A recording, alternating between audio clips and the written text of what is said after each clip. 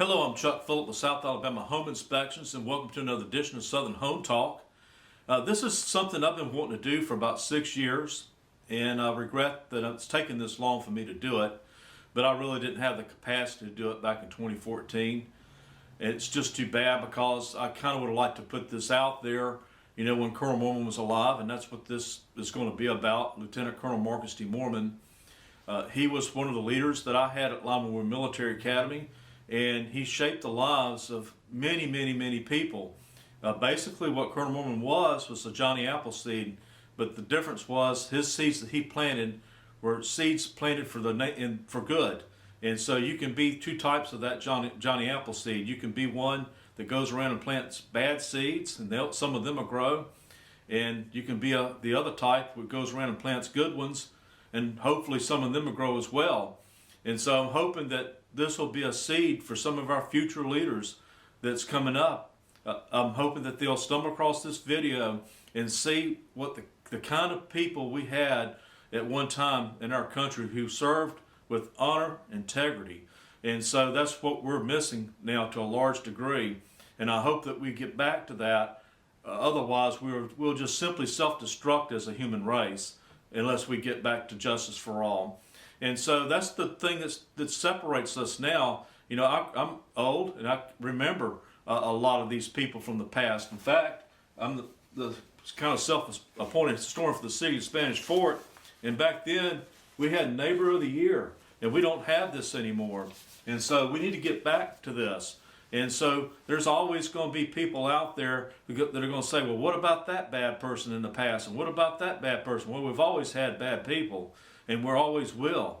And even though the seed that this video hopefully plants in the name of good, we're still going to be bad ones out there planted as well. And there's nothing I can do to stop that. But hopefully some of the people that are intending on planting bad seeds will rethink their position on this, because they too will eventually be affected by this. If not, if some reason they get lucky and they escape by it, their children certainly won't. And so we'll have to get back to honor, integrity, and justice for all. And so Colonel Moreman was one of the best leaders I've ever encountered in my lifetime, and not just for me, but for many others, probably hundreds, maybe thousands.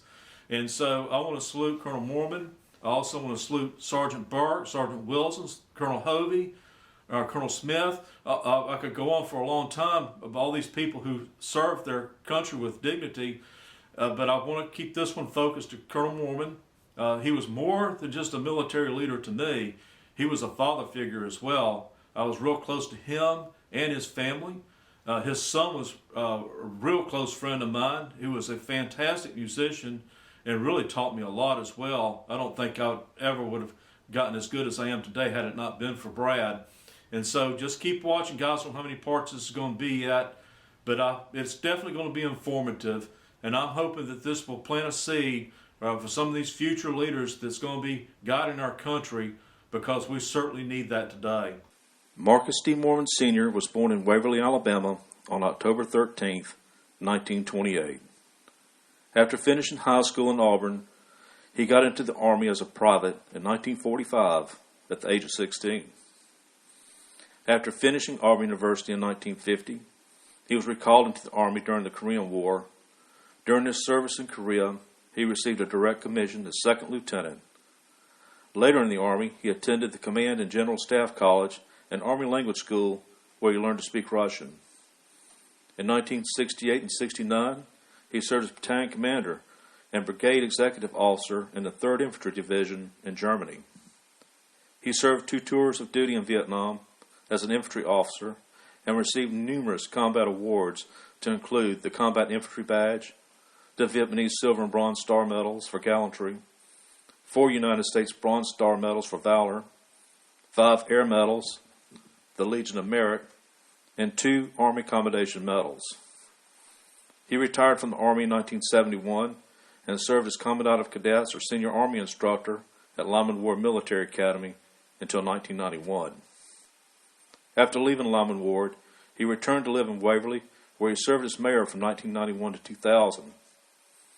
He was a past member of the Waverly Methodist Church, the Waverly Community Club, American Legion, Waverly Planning Commission, and Chambers County Development Authority.